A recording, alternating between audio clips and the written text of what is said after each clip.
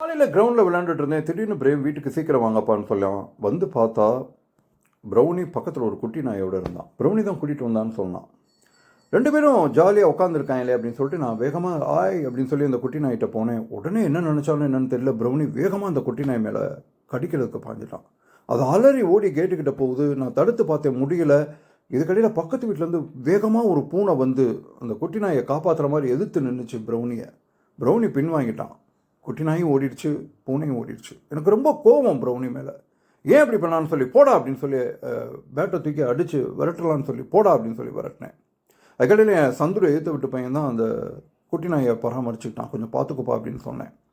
அப்புறம் எனக்கு மனசு கேட்கல, ஏன் இப்படி ப்ரௌனி பண்ணா அப்படின்னு சொல்லிட்டு எனக்கு கஷ்டமாக இருந்துச்சு. கொஞ்சம் பால் கொடுத்து குடிடான்னு சொன்னேன். குடிக்கவே இல்லை. அவன் நிமிந்து பார்த்துட்டு அப்படியே படுத்துக்கிட்டான். என் மனசுக்குள்ளே ஒரு குற்ற உணர்வு இருக்கலாம், ஏதோ ஒரு பாரம். அப்பா அன்பை யாரும் ஷேர் பண்ண வந்துட்டாங்கன்னு நினச்சானா என்னன்னு தெரியல. அன்பிற்கு உண்டோ அடைக்கும் தாள்.